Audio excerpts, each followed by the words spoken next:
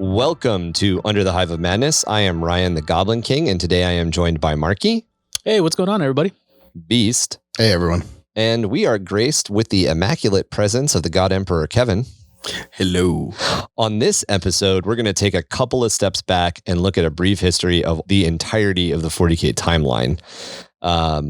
So strap in, baby. Everything. First to last. Right. So this is probably going to be our first two-part episode, just to let you guys kind of get an idea of where we're headed. We're going to start with how we got to, or no, we're not going to start with, we're going to start in prehistory, and we're going to work our way through to where the lore is as far as 9th edition of 40k is concerned. We're going to try to touch a little bit briefly on how the lore has changed with each edition, and how that can help establish a baseline for how you guys can get into the hobby. As we've talked about in the past, what is canon in lore and what is common knowledge in lore aren't always necessarily the same thing, so you'll definitely hear some of our thoughts on how that works. Kevin, I know a good chunk of your early time and introduction to the hobby came mostly from that lore side, pretty much from books that existed in the Black Library publications.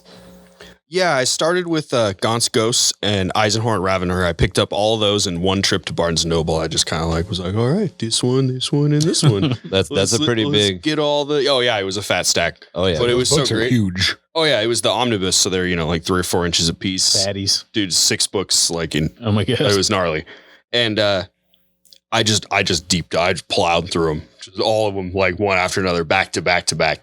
Dude, that's more than I read in school, man. It was it was On in the school. real. I read more Warhammer than I did actual textbooks or anything. Oh yeah, right. Like it was dumb.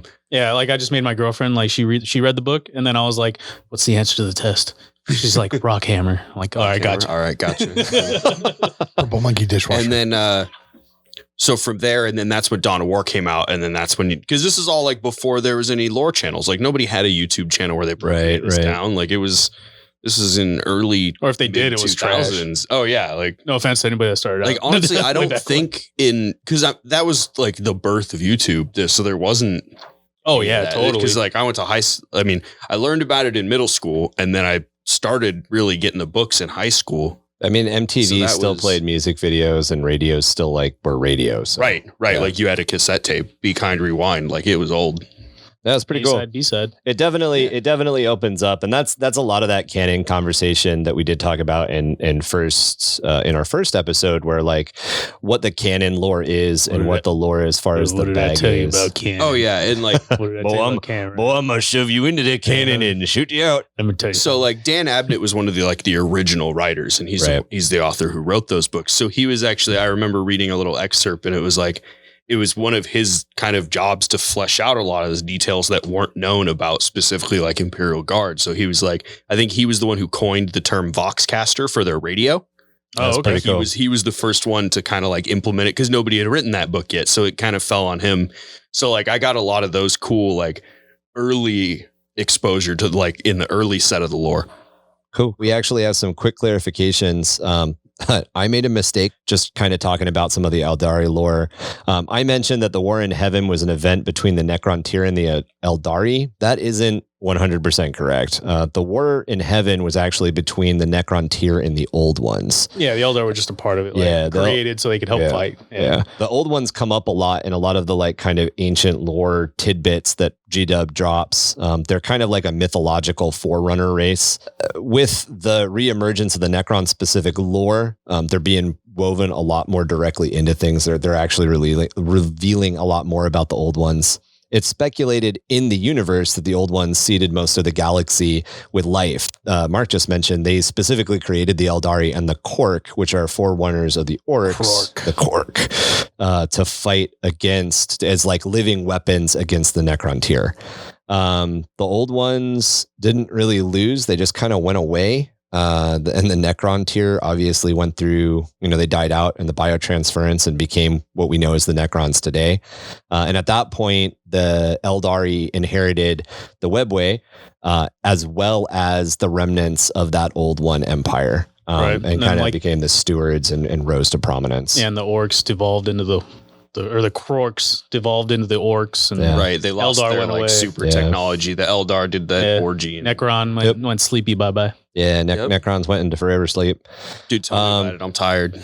Yeah. So that's actually one of the big things, as we talk about lore, and we'll continue to get into it throughout this episode. But, Games Workshop's lore has evolved over time. The biggest one in recent memory is the Necron. The Necron lore has gone through a pretty big retcon. Yeah, just because of like the 9th Codex or and the revamp, basically. One of the things that I play a lot of Total Warhammer on PC, which is the fantasy Total War, but kind of like Rome and medieval.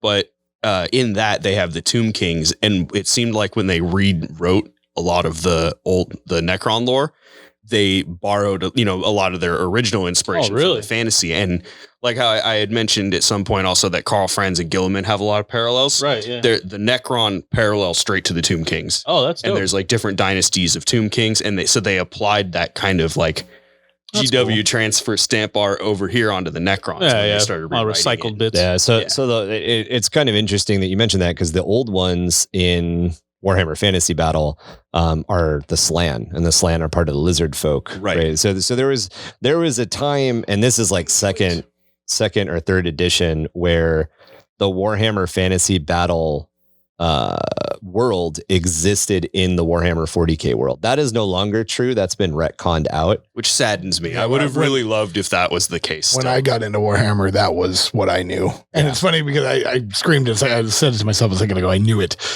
When you said the old ones, I was going to jump in and be like, lizard people. Yep.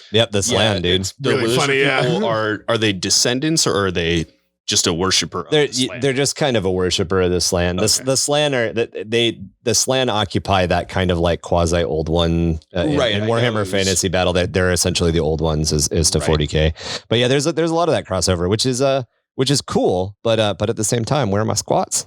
Right. Dwarves are awesome. Well, they're just dead. I mean, they got rid of them the right way. Well, they're actually murdered. There's actually Demiurge, the Demiurge, that trade openly with the Tau currently. So there's a chance that they're coming back. Like Demiurge is area. Yeah.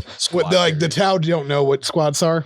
So when they explain what Demiurge are, tiny human. When they explain what Demiurge are, they're like, it sounds like squats. Yeah, pretty much. Pretty much. Yeah, well, that was actually where we were going to kind of go with this episode originally, was talking about these little tidbits of lore, like what are the Demiurge and stuff like that. And we'll definitely get there, but you need a good foundation for a good house, right? Right, Mark? What?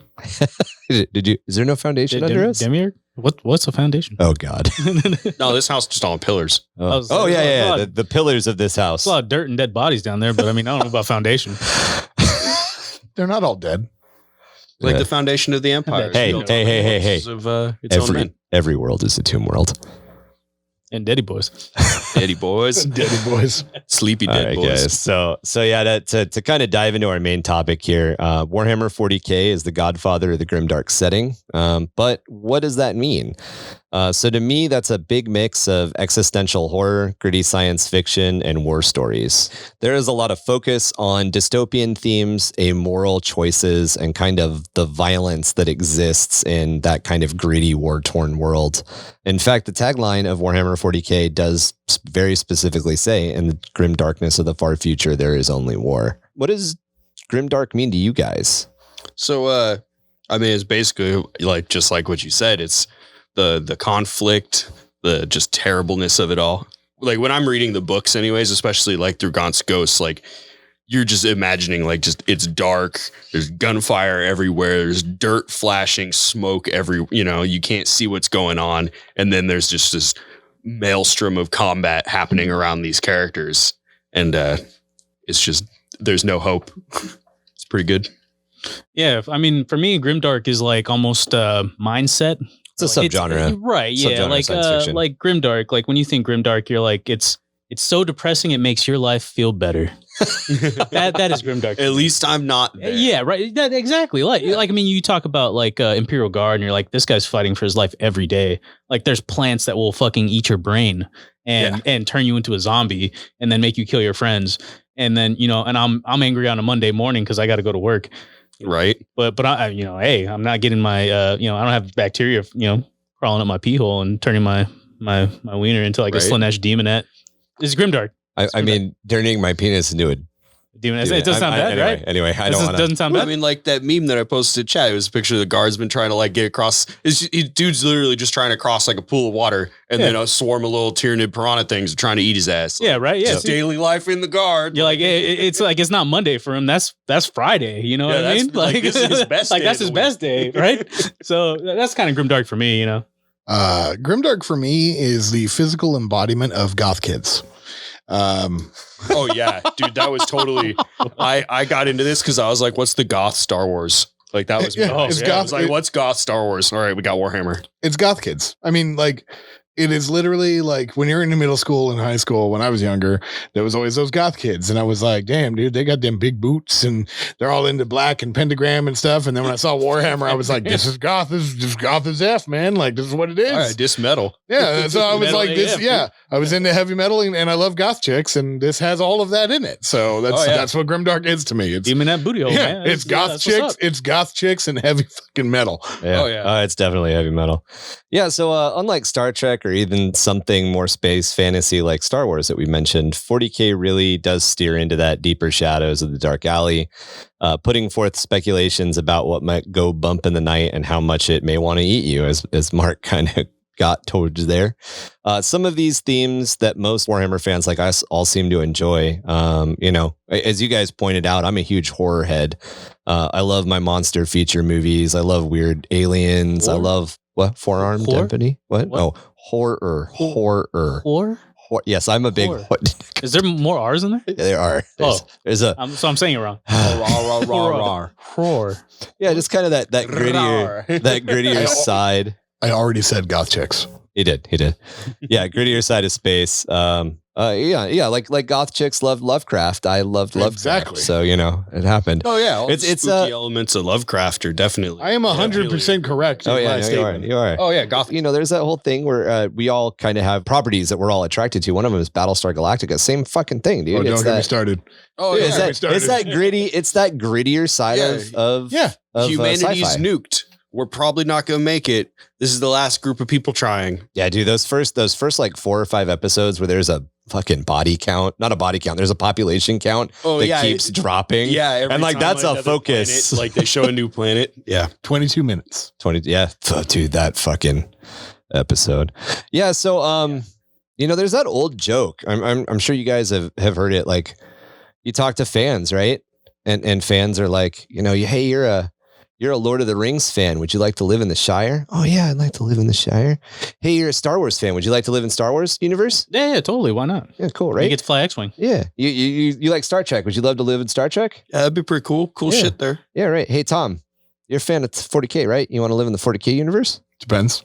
Wait, you were supposed to say fuck no. I just said I love goth chicks. You're an Imperial Guard in 40k. Yeah. No. He'd like to live in Cormorant, is what he's saying. Yeah, I was like, I just said I love goth chicks. Like, wrong person to ask. You're like, tie me up and hand me to the Repentia. You're like Dark Eldar? Yeah, I'm like, Dark Eldar, what's up? What's going on, bro? What's up? You just had a whip? Let me get that. Let me down with that, girl. Oh, they got hooks. As a primer, in general, Warhammer 40k takes place in a galaxy very similar to our own. So when we say the 41st millennium, we mean roughly 38,000 years from now. While it's probably unlikely that the Empyrean of Man used BC or uses AD as time units to separate history, it's pretty safe to assume that the 41st millennium is roughly 41,000 years after the beginning of recorded human history. Well, BC, AD, what is that? Before Christ. Before Christ. After death? No, it's Anno Dominus. Amina Dominus. Oh my God, it's a bunch of words I don't know. Jesus Christ. Some of it almost sounds like Warhammer, though. AD doesn't mean after death. It means Amina. I know. I was just fucking around. Oh, okay. Got you. Yeah. I was making words. Like you. So yeah. So in general, if you were to think of like the beginning of recorded history being like 3800 BC, for instance, Warhammer 40k takes place 41,000 years after that. We're going to refer to a lot of events by like M37, for instance, or M38. In the case of M37, that means it happens in the years between 37,000 and 37,999. There's a lot more to how the Imperium records time, but we're not going to dive really deep into that in this episode. Before we dive any deeper into it, it's also important to note that most of Warhammer 40k's lore is told from humanity's perspective. Everything is presented as the Imperium of man would understand it. Even if you engage, like many of us do, in the lore or hobby from another faction's perspective, both Tom and I are Xenos players, as an example. It's just kind of good to keep in mind most of the information we're going to present is from that perspective. It's from humanity's records. Like a quick example of that, if I remember right, like the Tau suit designations, like they all have like Riptide, things like that. Those are all human designations for those Tau like vehicles. Imperial. Yeah, okay. Right. It's what they're recorded as in our history. Okay. But when you buy the codex, like everything is presented from how humans view your faction. Right. And that's actually bringing up the Tau is a good point, because a lot of people point to the Tau as being like fish people. The Tau have like hooves. They have hooves. They don't have flippers. It's just all their ships are shaped like fish. No. So the reason that comes from is due to the names. But what you have to take into account is that the ones that name things are the water cast. Right. Yeah. I remember mentioning that. The translation from Tau to Gothic. Yeah. It's going to be ends up becoming aquatic names for things. That makes sense. Even though those aren't the true names. That's just what the Imperium has translated it to be. And as human players playing the game, not in the 41st millennium, the codex we buy is presented by archivists from the 45th millennium. Right. It's almost it's a really weird. Yeah. It's very fun. Anyway, before we dive into this brief exploration of the history of everything, from us landing on the moon all the way to the fall of Acadia, we have Brother Brutus with us today, and he's going to help set the mood. He's a big motherfucker. Let me just tell you right now. It is the 41st millennium. For more than 100 centuries, the Emperor has sat immobile on the golden throne of Earth. He is the master of mankind, by the will of the gods, and master of 1,000,000 worlds by the might of his exhaustible armies. He is a rotting carcass, writhing invisibly with power from the dark age of technology. He is the current lord of the Imperium, for whom 1,000 souls are sacrificed every day, so that he may never truly die. Yet even in his deathless state, the Emperor continues his eternal vigilance. Mighty battle fleets cross the daemon-infested miasma of the warp, the only route between distant stars. Their way lit by the Astronomicon, the psychic manifestation of the Emperor's will. Vast armies give battle in his name on uncounted worlds. Greatest among his soldiers are the Adeptus Astartes, the Space Marines, bioengineered super warriors. Their comrades in arms are legion, the Imperial Guard, and countless planetary defense forces, the ever-vigilant Inquisition and tech priests of the Adeptus Mechanicus, to name only a few. But for all their multitudes, they are barely enough to hold off the ever-present threat from Xenos, heretics, mutants, and worse. To be a man in such times is to be one amongst untold billions. It is to live in the cruelest and most bloody regime imaginable. These are the tales of those times. Forgot the power of technology and science, for so much has been forgotten, never to be relearned. Forgot the promise of progress and understanding, for in the grim dark future there is only war. There is no peace amongst the stars, only an eternity of carnage and slaughter, and the laughter of thirsting gods. Yeah, forearmed emperor. What? Forearmed emperor? And he just walked out. He's a big motherfucker. What is he? Flesh tears, Kevin? I didn't ask. Yeah, I didn't want to ask. We had to install special doors. Yeah. Yep. He's scary. So we're going to focus on trying to get actually into the history of the 41st millennium as quickly as possible, because that's the timeline that most of the games and most of the events of the current game take place. We just need some of the old lore to back it up. It's just important. Yeah. Like, as Kevin mentioned, it's just important to get a few bits of ancient history out of the way, as well as some of the inverse or canon in universe or canon rules just sort of on the table before we get there. First, let's talk about the ridiculous size in the Milky Way galaxy. If you know anything about how space travel works, it's slow. Thankfully, they've got the warp, which allows most of the races in Warhammer 40k to bend the rules of physics.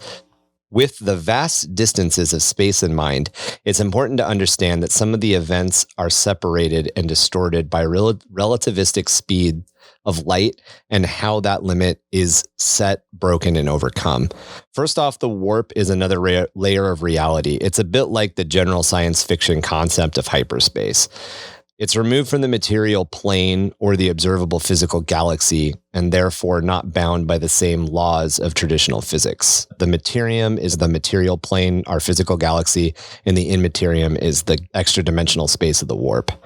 Most races in Warhammer 40k can access the warp or parts of the warp through technology in order to traverse vast distances in relatively short amounts of time. However, it's important to remember that the warp is not stable. It isn't safe, and it's far from empty. It's a reflection of the emotional turmoil of mortal races who call the materium home. A good way to think of the warp is to look at it like an old sea map. Sure, you can travel a lot faster if you're willing to head out over the open ocean, but once you get out of sight of the land, everything becomes a lot more dangerous. Then go ahead and mix in the whole idea that there be monsters is real. The difference is that the warp monsters feed and grow on your fear and your emotion. In fact, if they cross over into our world, they'll feed on your body or even your soul. The four biggest of these monsters are called the Chaos Gods, which have largely been fed by the emotions of specifically the Eldar and now the humans. These big four scheme and plot and war as much with each other as they do against the races of the Materium in order to consume, corrupt, and eventually spread the warp directly into the Materium. There's six, Ryan. You forgot Gork and Mork. Gork and Mork, yeah. We'll get to orky stuff. There are much bigger things on the warp than the Chaos Gods. That's right. But in order to look at what we're going to talk about today, we'll be dealing with the big four. Before you get there real quick, it's kind of, if you wanted I was thinking a modern kind of analogy for the warp would be kind of like the upside down from Stranger Things. Yeah. Oh, okay. Yeah, that's a good way to look at it. It's literally like too. a mirror of their town, and it's all their psychic shenanigans are all focused around that relationship between the real world and their parallel in the upside down where all the nasty stuff happens. That's a good place to look at it. The warp, for a modern analogy, anyways. Yeah. The warp is as Kevin's pointing out, it's one of the more interesting concepts of Warhammer 40k, since it introduces a lot of this kind of magical thinking, magical reasoning. It also dabbles in a little bit of that existential horror, and even some of the fantasy concepts that you'd find outside of a general sci-fi setting. Kevin's got a good take looking at it as the upside down, or my traveling on the open ocean analogy. Right. How do you guys frame it? Event Horizon. Yeah, 100%. Or Hellraiser. Very much like it is and it isn't in the same instance. Like some people believe that there are like multiple dimensions and parallel universes and stuff. And the way that I feel that the warp is that instead of that theory, it's just the one. And that one is the complete opposite of what we are, and that's why like demons and such things. And that's why you can trace them all the way back to the beginning of time, is because like the relationship between the immaterium and the materium go hand in hand. It's very much like, if it's not this, it's that. And if it's not that, it's this, so that's kind of like my basic, understanding of it. Yeah, so it's kind of funny you guys mentioned that, like how you all have like different analogies for the warp. I'm actually, I'm not reading because I don't read. I'm actually listening to a book called The Eye of Terror. I think it's actually an old school book. Yeah. But the way that they actually describe it in that book is that the navigators, the guys who actually navigate through the warp, with the Emperor's Astronomicon, every navigator actually sees the warp in a different way. Yeah. So like this navigator that I'm listening to in the book, he actually sees it as like a dense jungle. And so, and he actually says like every navigator perceives the warp in a different way as they navigate through it. And the warp is almost described as like, we're in a 3-dimensional world where, we obviously perceive it in that way. The warp is like 9+ dimensional. Like it's so imperceivable to the human mind. And that's why navigators have that warp eye to help them perceive that, and to cope with that 9-dimensional like perception. They perceive it in their own way to help them navigate through it. And then like, so it's their brain like exactly, coping. Exactly. Yeah. The important part is that the warp allows humanity in all the races of the Warhammer 40k universe to break the laws of physics when it comes to communication and travel. It's their way of storying out faster than light travel, faster than light communication, and the magic. Which, when you think about it, is very smart from a storyteller standpoint. Oh yeah, it's pack all three of these things into one. It's like a catch-all, right? And it's the bad guy. Yeah, and genius. And when we're mentioning demon, the term that Warhammer uses is actually daemon, and daemon is a term from ancient Greek, which actually said it that way. The Space Marine said it. Yeah, he said it earlier. Daemon actually means divine or supernatural being that is stuck somewhere between godhood and humanity. Christianity, as it does, borrowed ancient beliefs from other religions and folded it into the term of demon. We talked about the big four, and there's a lot of back and forth as to whether or not all of the entities that live in the warp are negative, or whether or not the 4 chaos gods are the worst or the biggest. As Mark brought up, technically Gork and Mork are much bigger and much more powerful than the chaos gods, but Gork and Mork also don't really care to mess with with the material they have too universe. Much fun fighting each other. Yeah. So why fight with puny gods when you can fight with big orky? Yeah. When you can bitch slap all 4 chaos gods across the room. Yeah, you're not going to deal with it. You look at your big brother and you're like, oh, I'm gonna whoop his ass. Oh yeah. And there's probably much more ancient beings that live in the warp than even Gork and Mork. It's the warp is not empty. But we did bring up the 4 chaos gods, so let's go ahead and talk about them right now, because they're going to be important pretty soon. In a lot of ways, Slaanesh is considered to be the youngest of the chaos gods. She is the god of excess, referred to as she who thirsts, also referred to as the dark prince. But Slaanesh's domain is essentially hedonism, drug, sex, and rock and roll taken to an extreme. Who wants to jump in with all things pleasurable? Oh yeah. I'm down with that. Well, it's pleasure. It's pleasure to excess. It's pleasure to pain. Yeah, it's pushing the extreme I to remember madness. there was a little clip from an audio kind of excerpt I was listening to, and it was like somebody trapped in like a Slaanesh realm would basically like eat themselves to death. Like and then die on the table. It's a 7 and the next cents. person would just continue eating off that dead person's plate. Like just keep going. That's Grimdark, baby. Yeah. As I said, I like goth chicks. So Talk about how Slaanesh does you. So actually, in this book that I'm listening to, that's why you're so eager. Yeah. So the guy is actually he's actually a rogue trader, and that's why I think it's like super interesting. So he actually meets this group because he's trying to find goods. He's on the fringe worlds and whatnot, trying to find goods to sell. And he meets a group, and one of them is actually possessed by a Slaanesh demon, a chick. And the way he described her was that like when she walked, he's like plump breast and a rump as big as as big as the horizon. And he's like, when she walks into the room, it's like it's like ecstasy. Like she would drag her finger across my back, and it was like my eyes would roll back behind my head. And this was before he knew it was a Slaanesh demon, right? And then once he realized it was a Slaanesh demon, it's like it all makes sense. Yeah. She basically it was to the point where he was out of he couldn't control himself. She grew a tail. She had like a crab claw. He was and like she was still hot. Yeah. Oh yeah. And she like had her crab claw around his leg and was about to cut his leg off. And he was just like, yes, do it. Like, yes. And it was just like, Wow. God damn, bro. And like the guy reading it was like, so the way that they actually got rid of the demon because they wanted to keep the rogue trader alive, he actually shot her with a melt-a-gun. And but Just deleted her from existence. But that's after she transformed. So what he did was he shot her with a melt-a-gun and she turned back into a normal human. But like in the thing, she was like, oh, and she's like, do it again, Barham. And it was the guy reading it. It was fucking hilarious. As I said, Well, yeah, there's I'm little into it. bits of Right? There's always little I'm bits of into all humor. of it. I had like a half chub, and I was like, dude, this guy reading it is like, God, he's in it, bro. there's definitely like we're talking a lot about a lot of very dark themes, but there's a lot of very silly, like just under the surface humor in Warhammer 40k. Oh yeah, it was great. So Slaanesh is one of them. Khorn is probably the next one that jumps to my mind. Khorn is the Lord of Skulls. He's the god of death and destruction and warfare, slaughter, open slaughter, Violence incarnate. blood for the blood god. blood Skulls blood. for the Skull Throne. Hell yeah. Then there's Nurgle. Nurgle is sometimes referred to as Grandfather Nurgle. Yes, nasty. You got that good, bro. The Lord of Life and Death, but it's a different type of life, and it's a different type of death. He's the rot god, the corruption god, The stinky boy. plagues. Yep.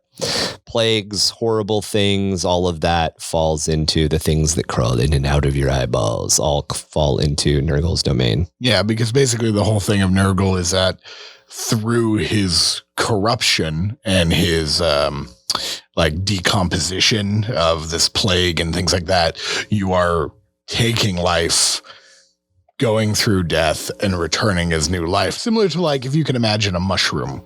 Yep. And the spore, it comes from compost and then it's born again. Are we talking as like a orcs? fungus. Are we Right. talking orcs? Right? Well, yeah, but I mean, it's the same, like that's the whole, like that's his whole thing. Yeah. It's The based on contagion. that, the Yeah, contagion. Right. It infects you, And and, there's- then you kind of go through your He training. views it as a gift. Yeah, Nurgle's gift is what he calls it. And we talked a little bit last episode about which chaos god might be eldest, and there's actually a lot of argument back and forth that it very well could be Nurgle.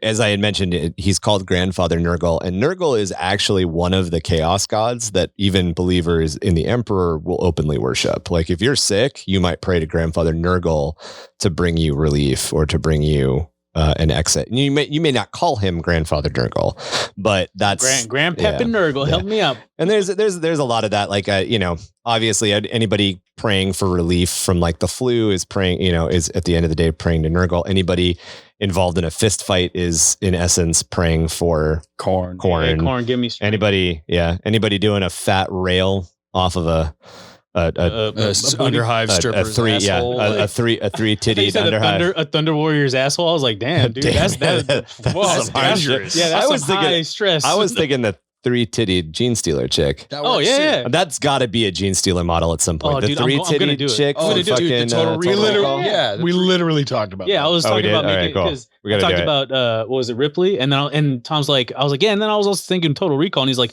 oh, dude, the magus as the 3-titty girl. Yeah, I'm the like, 3-titty I'm girl. like, oh my god, I totally fucked this up. Yeah, the mutants as them. Yeah, it's so good. the very final, or not necessarily the final of the big chaos gods, but the last one we're going to talk about is Tzeentch. And Tzeentch is the Lord of Change, the schemer, generally seen kind of as the Lord of Magic, keeper of secrets. This is the whispering in the dark, the beginning of the corruption, the promise of power, all of that. All according to plan. Sort of like Loki.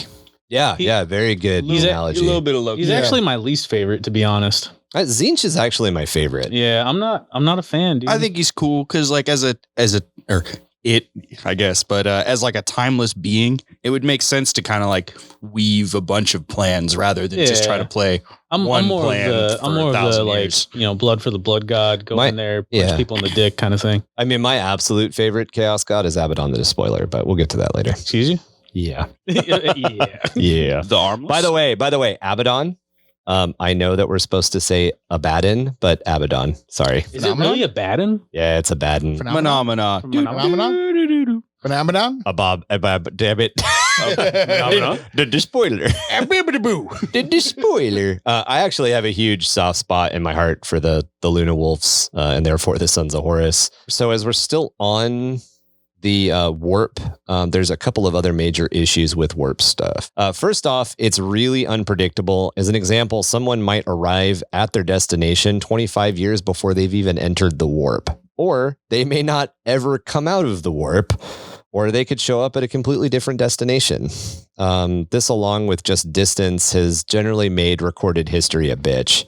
The second issue with the warp and the materium is that they're not, the immaterium, the warp, and the materium, is they're not really separated by much. There's kind of like a thin membrane to reality in the Warhammer 40k world. And the warp can and often does leak into real space. This causes a bunch of different things, which are generally used under the blanket term of warp storms. And these can do everything from cut off a single planet to isolate entire regions of space. You've heard us mention it before, and we're going to mention it again. There's a huge permanent warp storm called the Eye of Terror. With all of that laid out, the Imperium basically has an above average chance of producing a lot of inconsistencies when it comes to the Imperial record. These gaps of the in-game record keeping have built in a pretty cool in-game justification for any retcons to history that might happen as the story of Warhammer 40k evolves. So it's a really good step from Game Workshop to do this, because a lot of the reasoning behind this allows them to treat their own in-game IP as sort of a living history or a living lore. And it can be revised when it needs to be, and it can be expanded by the company or even between the company and the community of players. It gives them like a lot of mulligans, essentially. Right? Exactly. Well, and it allows you to tell a collective story with the company. That's one of the best things about it that I've always found with the lore itself, is that it's fluid and it changes with the people that enter it. And it's very much written by Games Workshop as much as it is written by you and me. Yeah. You know, I mean, that's part of the fun though, right? Like the fact that there's so many, there's so much out there and it's all different. And if I remember right, there was like, I could be completely remembering wrong, but wasn't there a Games Workshop event that actually, like a tournament that kind of determined the turn the lore was taking? They've done it a couple of times. The end times in Warhammer Fantasy Battle definitely did it. There was the McCraig stuff. Right. The Battle of McCraig was like an actual tournament or something. Oh, dang. Okay. Yeah. And we already talked a little bit about the Black Library with Kevin, which is like the official Warhammer channel for releasing a lot of this fiction. I believe it's their publishing company that they do all their books in. But it also means that a lot of the lore is pretty fun to mess with, as Tom just mentioned. What that does for players is it kind of establishes setting rules or trapping rules, which make it easy for us to come up with our lore rather than following a specific set of characters. You know, when you think about like the Starhammer, it's our next podcast, Starhammer. When you think about the Star Wars universe, there's a lot of specific characters and there's a lot of specific story beats. You know, now the Star Wars universe kind of has this same thing going on with it, but there's a lot more rules. But like the Warhammer world is just one of those things where like we might have some of these named characters in our armies, but we also have a lot more of our own stuff. If you want to look at it as comparable between Star Wars lore and then the lore of 40K, the entire story of Star Wars could be a story that you and your friends made up in the world of 40K. Exactly. That's how vast it is. Yeah. And how much freedom you have as a player to create your own story. It's essentially like the Wild West of like space and scientific like genre. Sci-fi genre. Yeah, thank you. It's like the Wild West. You can just do whatever you want and it makes sense. Yeah, there's such a variation of planets, locations, You want cultures. My Little Pony Space Marines? Boom, you got it. Yeah. And like, no joke, you actually could. And Tom's current army build is a pretty good example of this, because Tom is running with stuff that is very lorically based. So good. But he's tweaking it in a way that makes it not only his own, but incorporates other fandom stuff that he wanted to incorporate. Yeah, exactly. I mean, it's not every day you hear about Imperial Knights that are Disney characters. It's pretty damn cool. And like the first time he pitched that, I was like, oh, I don't know, dude. And then he like just kind of talked about it a little bit, and we'll get into it in the future podcast, episode 40. And episode 40. And like when he actually pitched the lore, I was like, my God, this is amazing. It makes sense. It's so good. I made it make sense. It's so good. The first sentence, I was like, I don't know. And then by the time he finished the second sentence, I was like, I'm sold. It's like, dude, you had me in the first half, man. Yeah.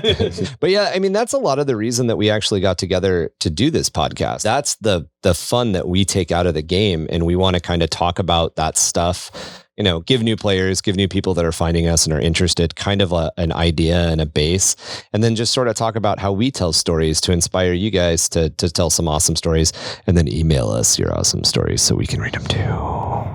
Yeah, absolutely. I love hearing lore. I love hearing awesome lore stuff, but I really, really like custom lore stuff. Oh yeah, custom lore. Homebrew lore stuff. I'm like, that's that good. That's the money nuts. That's that money nut. But to get there, we got to get through some of this stuff. So get back to the official stuff. Yeah, let's knock this prehistory out of the way as quickly and as painlessly as possible.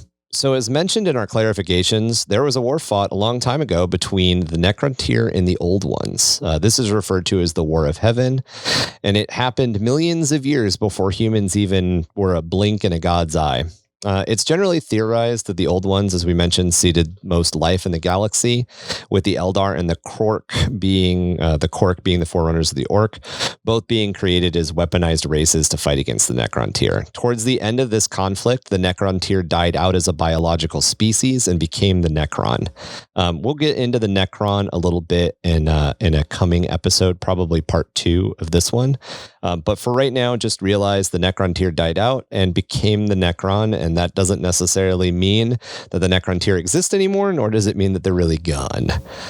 Sometime after this conflict, humanity rose to become an interstellar civilization and spread across the stars in a generalized, let's say, Star Trek-like era. This is referred to as the Golden Age of technology. Yes. This was pretty quickly followed by the Dark Age of technology. Oh no. Imagine that. This era saw the rise of killer AI robots in the Men of Iron, and the first widespread cases of intergalactic warfare, with humanity expanding basically so quickly that we wore ourselves thin and then either turned on ourselves or ran headlong into vast Xenos species and empires that just weren't having us. A little bit like the Romans. Oh yeah.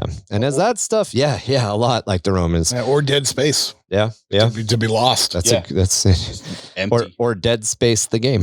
yeah, right. Yeah, them spider babies. Yeah. So as this contraction happened and the Dark Age of technology kind of hammered us pretty bad, another age came about, which was called the Age of Strife. That's my favorite. During all of this turmoil of the relatively young humanity, the Eldar race was busy birthing, Slaanesh. Birthing how? They hate Eldar. They hate fucked Funny a god That's into my existence. favorite way to say that. They hate fucked a god into existence. Funny question. Yeah. So during the beginnings, during the end of the tail end of the Dark Age of technology and the beginning of the Age of Strife is about when all of that Eldari hate fucking Slaanesh into existence happened. And this actually marked the long and still suffering today decline of the Eldari people. That gets us to the 31st millennium. This is a very important and busy chunk of this timeline, and it covers a lot of events and sets up a lot of what makes up the human-based factions and the Xeno-based factions and how they're played currently in the lore.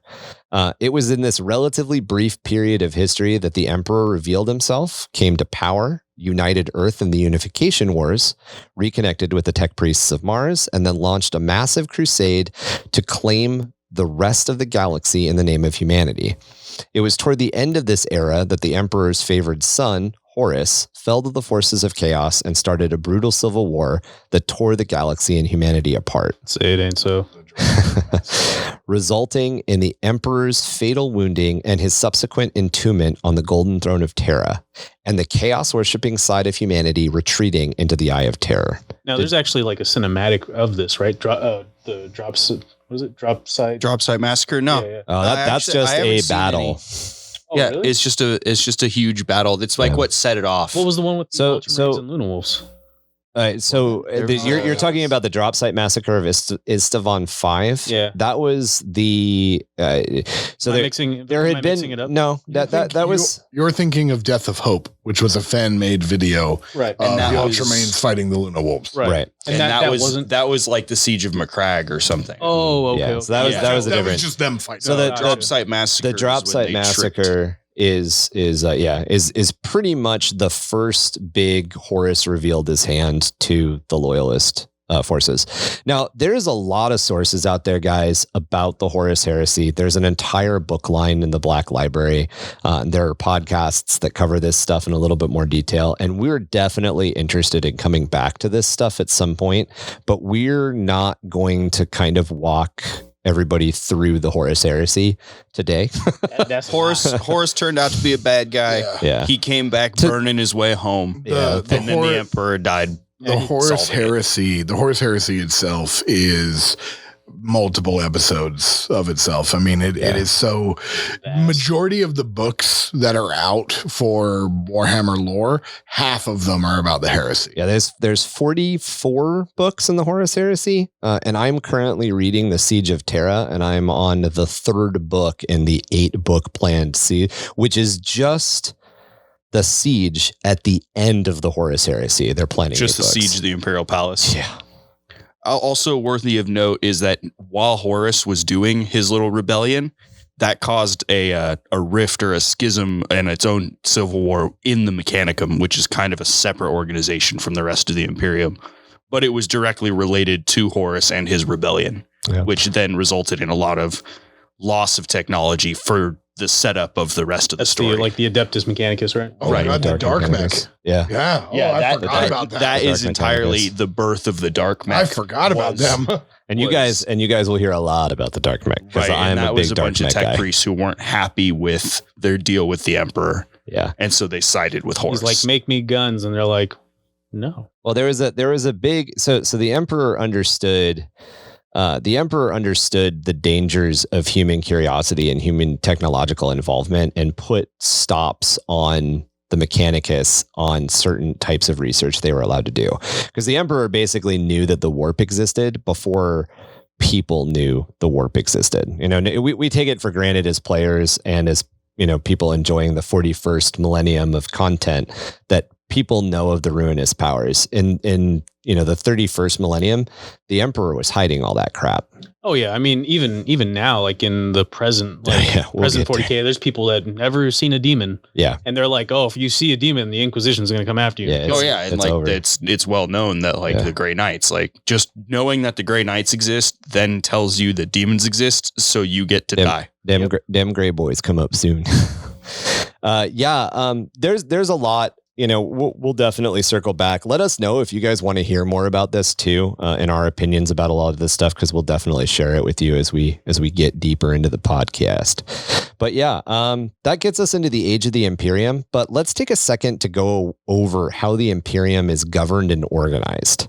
At one point, the Emperor wasn't trapped in a state of undeath and was much more active in the general administration of the Imperium. Say it ain't so. Yeah, that don't happen no more. Well, it's important to note that some people do continue to have access to the Emperor's throne room, predominantly Reboot and some of his custodies, which are his own personal bodyguards. And he can apparently communicate.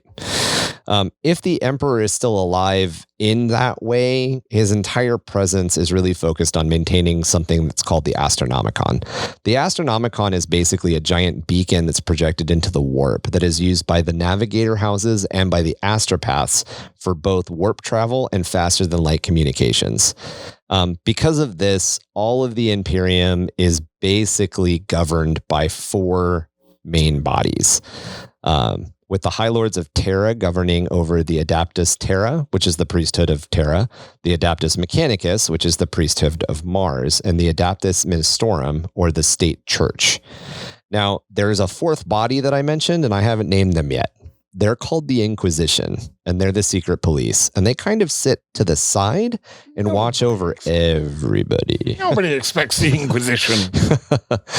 To very quickly break down each of these branches, the largest function of the Adeptus Terra, the largest in function, is the Adeptus Terra, and it includes most of the functional parts of government, things like administration, communications, commerce, law and order, all that good stuff. We'll talk a bit more about that stuff in depth when we actually get around to doing some of our Hive City stuff, under the Hive of Madness and all, because the Arbites come into play a lot when you talk about the Adeptus Terra and how the administratum works. The Adeptus Mechanicus is responsible for building and maintaining machines, making new weapons of war, and resupplying the Imperium with technology. And forgetting their place. It's important to remember that the Mechanicus is separate from the Imperium while still being part of the Imperium. We'll kind of get into that a little bit more in the future, but just realize that the Adeptus Mechanicus is from Mars, and they're the priesthood of Mars. And when the Empire was founded, it was basically Earth at 50% control and the Mechanicum at 50% control. It's sort of shifted and it's a little hazy, but that's how these things work. The Adeptus Ministorum, or the Ecclesiarchy, maintains the imperial truth in the imperial creed. Essentially, in the Warhammer 40k universe, as a human, you either follow the religion the state dictates you, or you're dead. The Inquisition is a beast, as I mentioned, onto itself, and most likely should be the subject of a future podcast. But in brief, like the name suggested, they're the secret police of the Imperium, and they're split into 3 ordoses. Ordo Hereticus confronts the threat within, Ordos Xenos confronts the threat without, and Ordos Malleus confronts the threat from beyond. There's an uncountable subdivisions and even smaller ordoses, but ultimately, this is the briefest breakdown of how this government functions. I think I got all of it, guys. Yeah, that sounds like you've covered pretty much all of it. You've got the 3 ordos, and everything pretty much either falls within one of those. Yeah. And then what does the Assassinorum fall under? The Assassinorum falls under the Adeptus Terra. Okay, not the Inquisition? It does not fall under the Inquisition. Really? Yeah. In fact, the Officio Assassinorum fucks with history a lot. Oh, really? Yeah. We'll probably do some Assassinorium related content at some point. We're going to very briefly touch it. The only 2 organizations, like Imperial wide organizations, that I would say you didn't touch on would be the Imperial Navy, which is part of the Adeptus Terra. Adeptus Terra. We'll actually get to that really quickly. The Departamento Munitorum, which is basically the land forces. Yeah, yeah.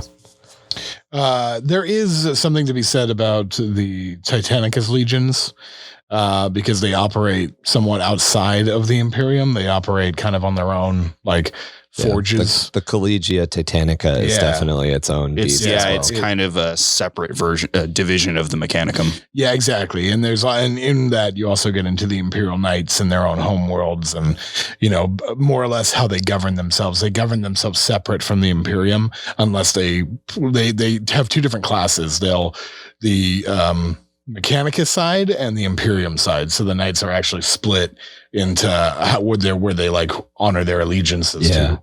And that's what I was actually what I was going to say was that as you mentioned, the Collegia Titanica, but they do kind of fall, like some of them side with the Adeptus Terra. It literally comes down to them siding with the Imperium or the Greater Imperium or the Greater Mechanicum. Yeah. Right. Yeah. So after the Horus Heresy, the timeline moves officially into what's called the Age of Imperium, which is largely considered to be the present age of the game, even though it covers a ridiculous amount of time.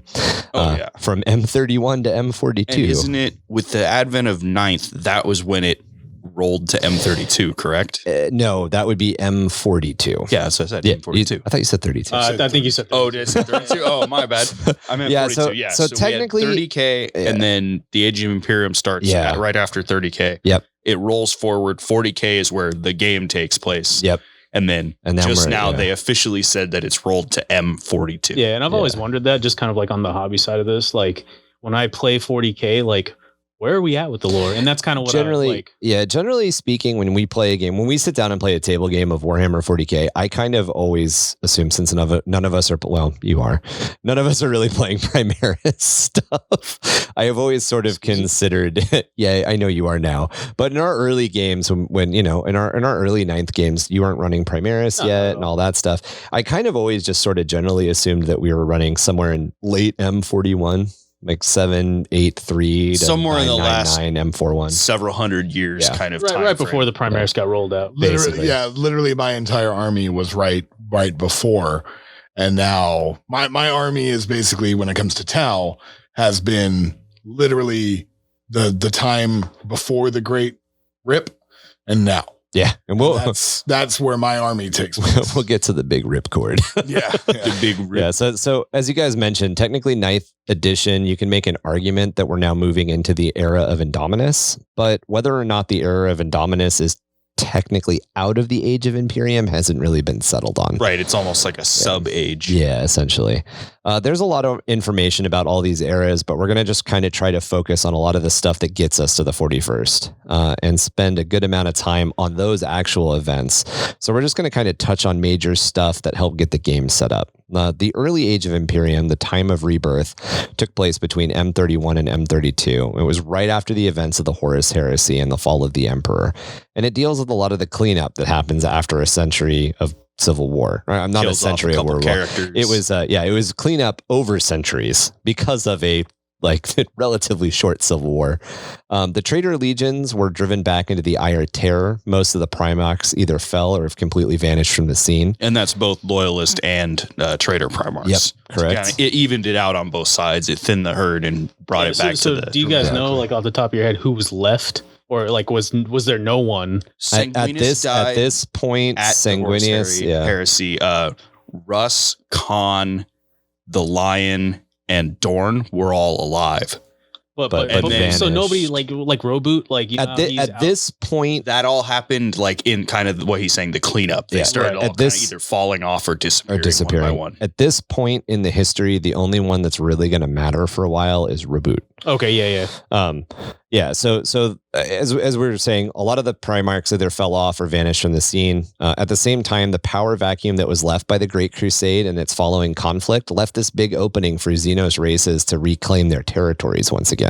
Another important note is during these early years of the Healing Imperium, Reboot Guilliman took steps to reshape the military and administration organization of the Imperium so that no single person could ever wield as much power as Horus did again. Several governmental bodies were created to put in place to take over for the Emperor, who is no longer alive enough to fulfill these duties. The Imperial Army, as Kevin mentioned, was split into two major branches, the Imperial Navy and the Imperial Guard. There's been some rebranding, but that's their designations as of M32. And that, long story short, that was to keep, that was part of their like breaking up mixed unit divisions. So for the same reason that they downsized Space Marines so that no one person could command a whole legion. Yeah. They were like, all right, tank regiment, you're over here. Oh, so they did the same to the Imperial Guard as well then. Basically. They did the same thing. They broke the Navy from the Guard.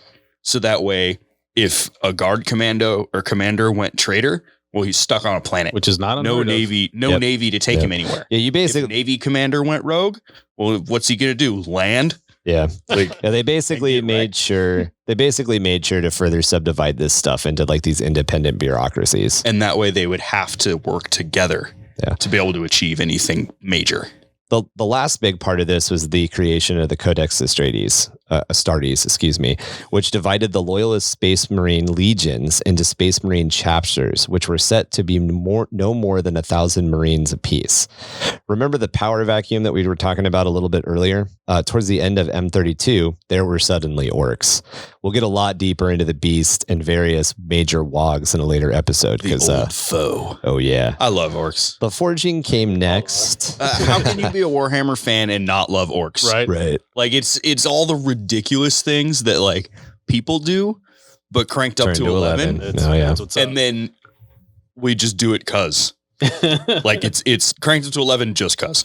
The forging, which came next, took place between M32 and M35. This is sometimes referred to as the Golden Age of the Imperium. Most important worlds were brought back into the embrace of the Imperium. This is also when the Astropath choirs were greatly expanded. This helped to establish better and more secure communications and even navigational means through the Immaterium so the Imperium could function. We'll talk probably a little bit more about navigators later, but it's good to mention that the Astropath and the Navigator houses work together, but they are different. They are separate organizations. Imperial tech had kind of begun to stagnate and even decline since the heresy.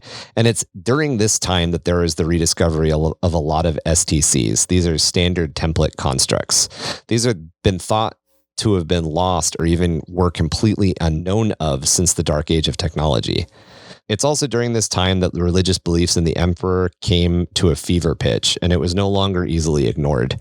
Several minor cults were brought together into an official religious branch of the Imperium known as the Ecclesiarchy. So this would be when the Adeptus Ministorum was founded. And it's almost comical, but it's a tragedy really, because it's that belief, that church that takes over is almost the complete opposite of what the Imperial Emperor truth wanted. Yeah, what the Emperor wanted. The Emperor didn't wanted want that. science, logical reasoning.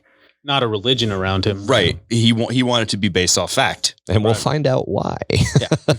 As the political turmoil continued on Terra, mostly between the High Lords, the Ecclesiarchy and the newly formed Adeptus Ministorum began to flex their muscle, launching crusades to reestablish or even conquer new shrine worlds. There are several incursions of the Chaos war fleets at this time, and Chaos inspired lots of terror throughout the galaxy, establishing kind of the ever-present threat that at any point anybody can fall to Chaos. The events of the Paling and the Howling saw loss of countless systems and life across the growing Imperium and later parts of the era. We'll probably dive deeper into these events later, but just know that they happened. Then came the Nova Terra Integrorum, roughly between M34 to M35. This is a 900-year-long civil war, also known as the Time of the Twin Empires. A rebellious cult known as the Council of Nova Terra dismissed the authority of the High Lords and claimed a separate rule over a large chunk of the Imperium Segmenta Pacificus. This conflict fractured the Imperium into several warring factions and even saw expanded internal warfare inside the Adeptus Mechanicus.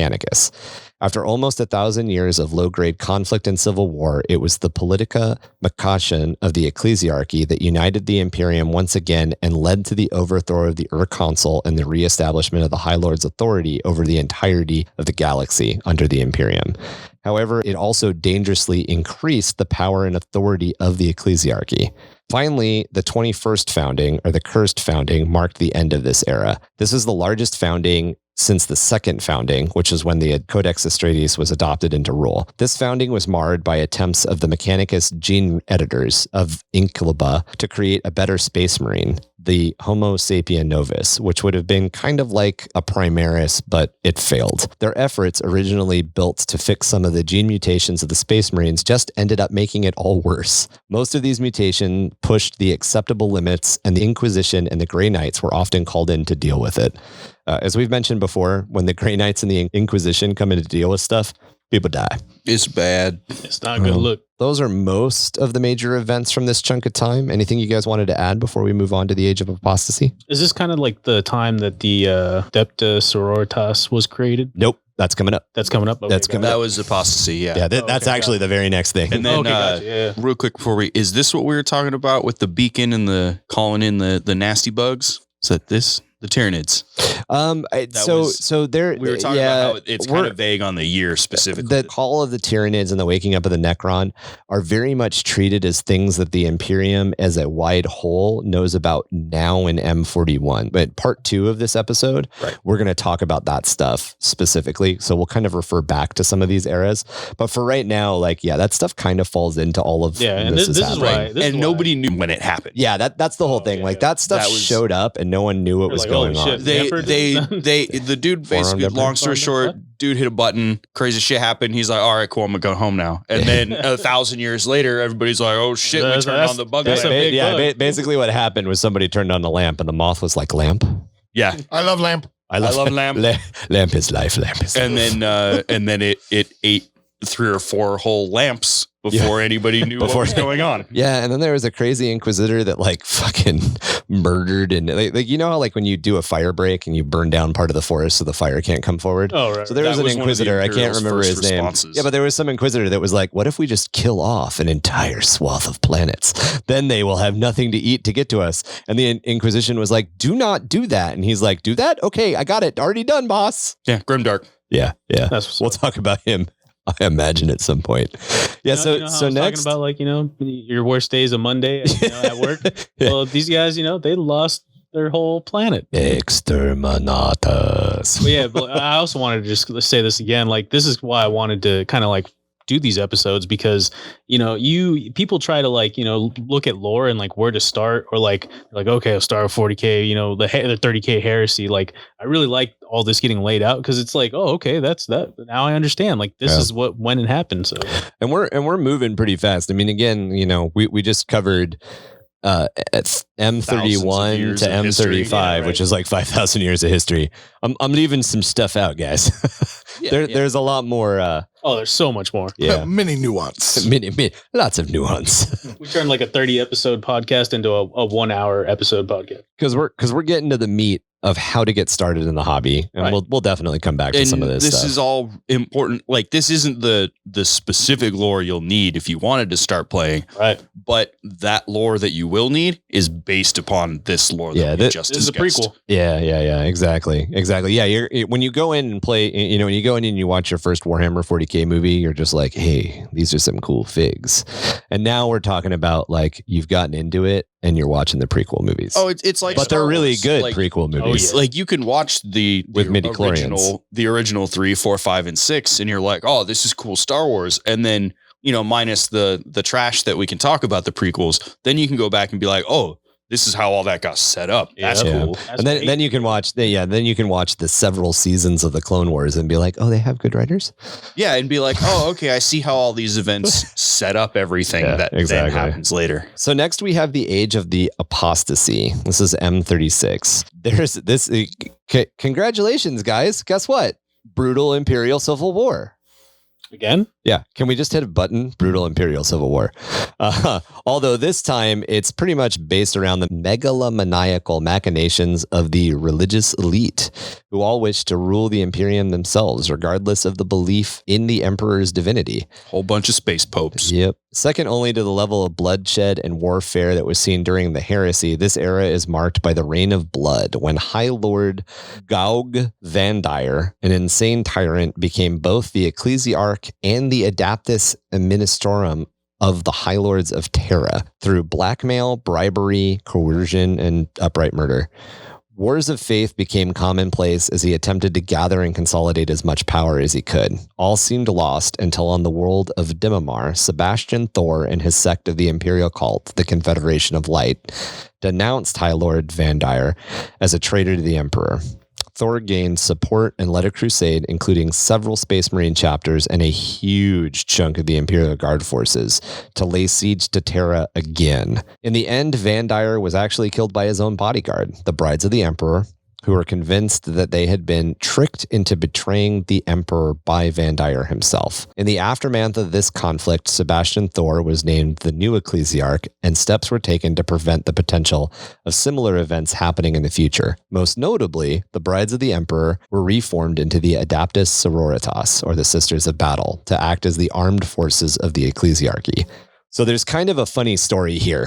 You know, it's one of those like ha-ha moments that happens in 40K. Sebastian Thor, in the aftermath of all of this, said that never again shall the ecclesiarchy have men at arms. So they formed the Sisters of Battle.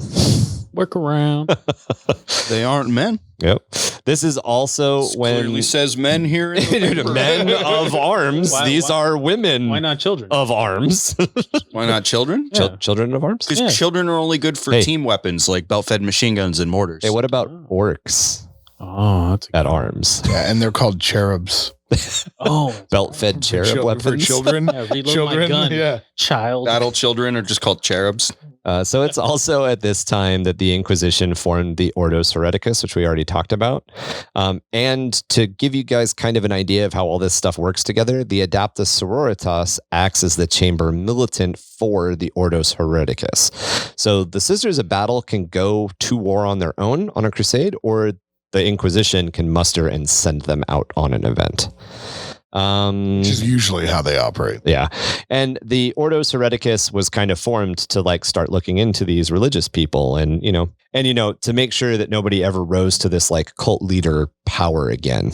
Later in M36, warp storms became a big problem, including a giant expansion of the Eye of Terror, which increased the demand of psychers that needed to be sacrificed to the Emperor in order to fuel the Astronomicon. We haven't talked about it yet, but as Brother Brutus reminded us, 10,000 souls? Isn't it 1 million? I think it's 1,000 a day. It's 1,000 souls a day are sacrificed. It's to the 1,000 emperor. souls a day. And there's a good YouTube, Baldermort actually has he wrote a nice little piece about so somebody getting brutal. sacrificed. Yeah, like basically one of those psychers getting pulled from his planet. He's like, he lives on this backwater planet, gets taken on a black ship, dragged all the way there. Coming. I think Brutus is back.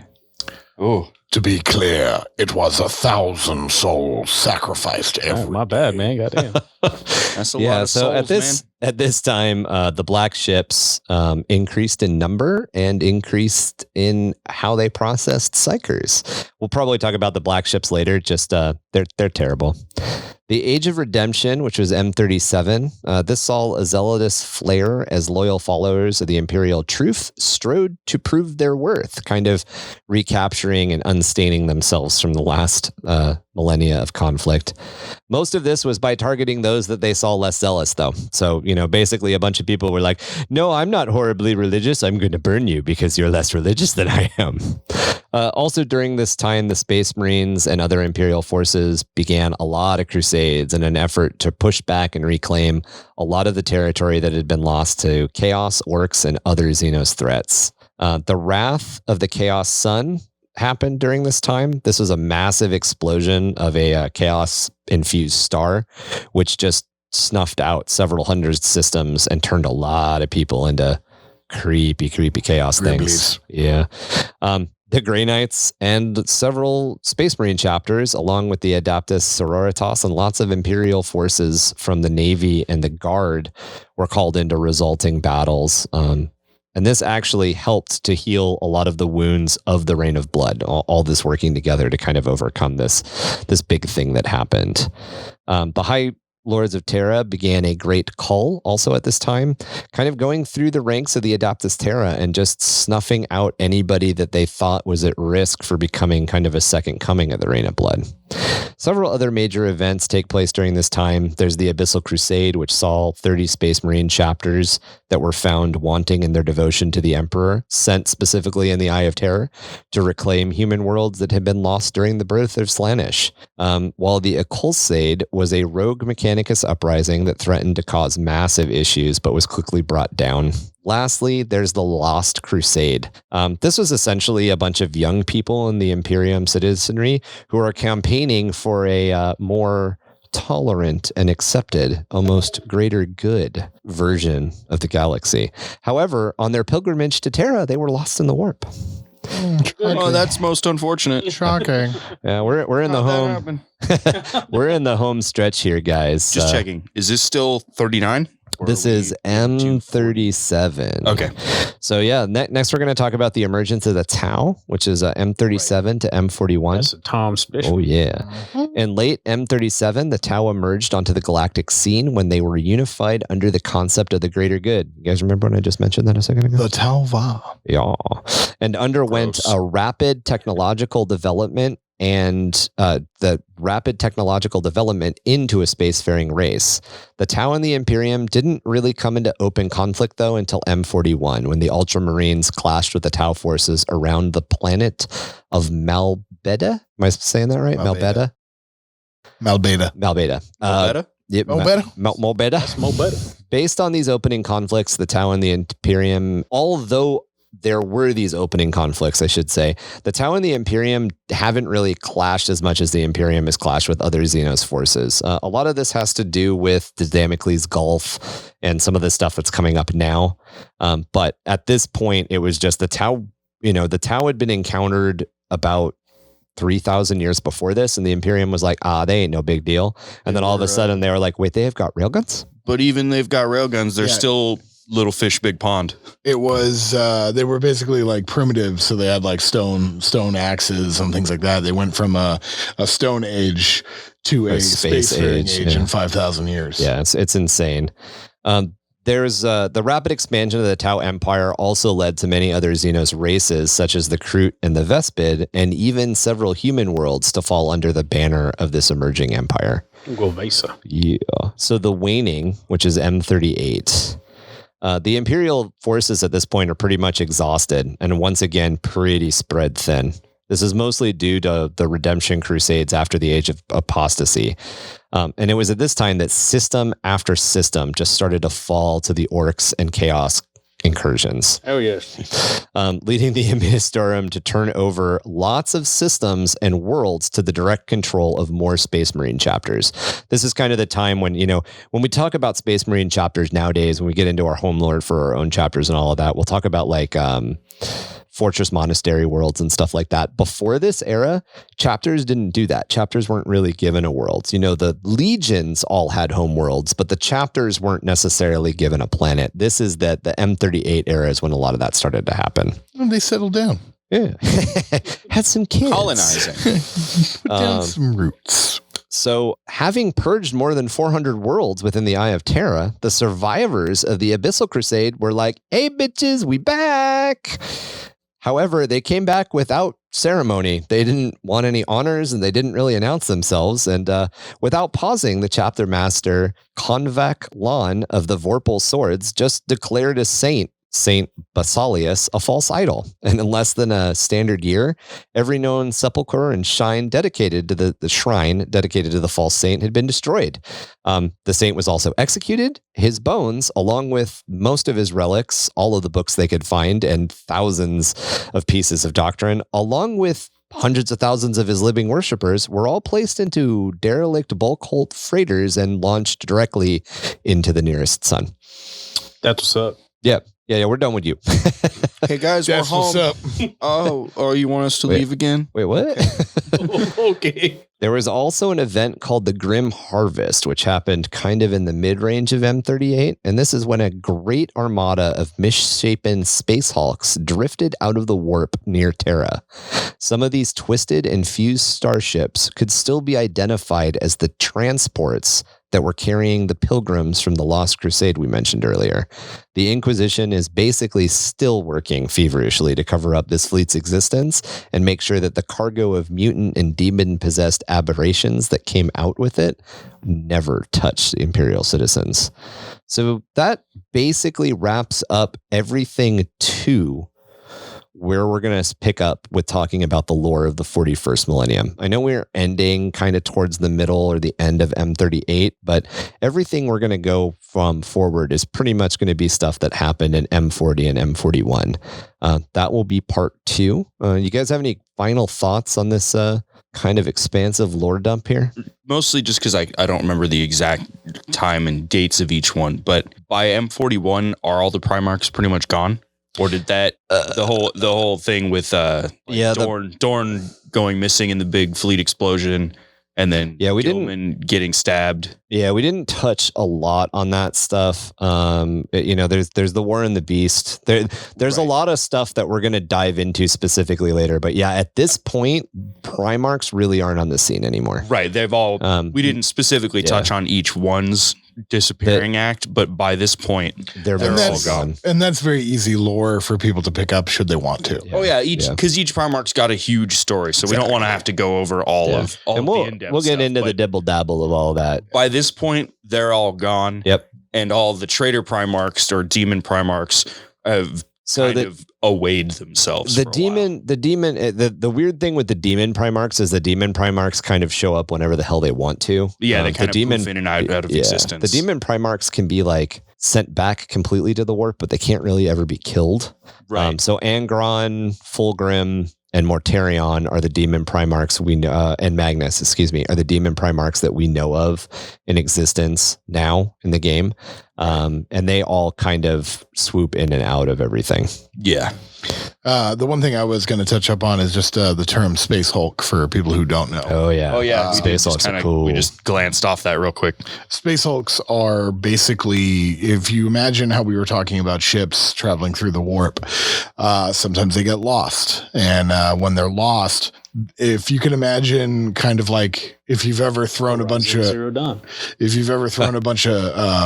like stuff into the washing machine, like your laundry, and then all of a sudden it all gets wrapped up in the fitted sheet. Exactly, right? And then you pull out this like fur ball of like net and lint and all this stuff. It's kind of coins in there. Yeah, like it's all lighter. And so that's basically what happens to these ships when they go through the warp and they get lost. They're in a way merged together multi-dimensionally until when they come out of the warp, they're just this ball of ship and wobble passageways. Event and Horizon. It's Yeah, like it's a that, hairball. it's that- The warp coughs it up like a hairball, and it's Yeah. just gross. That's Yeah. that whole thing. You know, Han Solo tells Luke Skywalker, like, hey, you know, hyperspace travel isn't crop dusting, kid. Skip too close to a planet, you might come out in the middle of a sun. The difference is when two derelict war machines in the warp come across each other or both skip into real space at the same time, they don't explode, they merge. Yeah, exactly. Yeah. Space Hulks are pretty cool. I definitely have Space Hulk lore in some of my personal lore stuff, so I'm sure we'll talk Oh, yeah. about them. I mean, there's a whole game about it. There's enough lore to make a whole game. Cool. Space Love Hulks Space are so fucking cool. All right, guys. Well, we hope you enjoyed that episode. You know, you definitely gained a little bit more insight into what the world of Warhammer 40k is. Kind of sets up a lot of the beat steps for the factions we're going to talk about going forward and kind of the events that we're going to talk about in part 2. We'll definitely get back to picking out our favorite little parts of lore, talking about our own army lore, as well as our continuing narratives, specifically one of our campaigns, the Hexus campaign, which I'm sure you guys will hear about in the future, definitely deals with some warp fuckery and warp storms. Also, I can't wait till we get that rolling. my home lore, which deals with a group of planets called a group of systems called the Skardron systems, also deals with the warp storm. So it's definitely some cool stuff that we'll definitely play with as we move forward into future casts. My Byzantine, sector Byzantine. Yeah, we got some cool stuff. But yeah, you know, we didn't get to it, but we're gonna try to touch on some of our work in progress stuff and just some of our thoughts on new releases and all of that, of course. And we'll definitely start sharing a little bit more about our Friday night games. But please feel free to reach out to us on email. You can get to us at underthehiveofmadness@gmail.com or gymdarkgaming@gmail.com. Again, gymdarkgaming is GYMDARKGAMING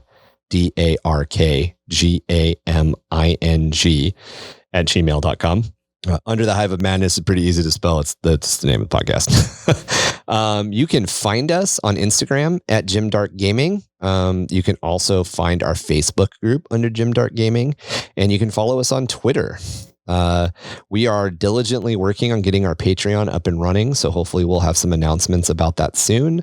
But if you want to get in contact with us like today, we got a Discord, so hit that up. That's also Jim Dark Gaming. Yeah, we're actually all pretty active on there too. Yeah. Oh yeah, bunch of messages every day. Yeah, please join that. That would be the best way to get. Yeah, chit That'd chat. be cool. 100%. Say sup. I'd That'd love probably to be the talk more. Yeah, that'd be the best way to kind of tell us, like, oh, hey, I want to hear about this. You know? Yeah. Hell yeah.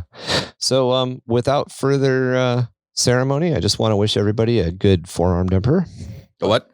A forearmed emperor. Fort Emperor? Yeah. Yeah. Yeah. That So I said- sounds like heresy to Oh, me. shit, dude. You Is have to- is Horus still War Master? Don't you go and anger their machine spirit. All right, guys. We'll hit you up in episode 5, part 2 of a brief history of freaking everything. Yeah, dear God. Brief. Brief. All right, guys. We'll talk to you soon.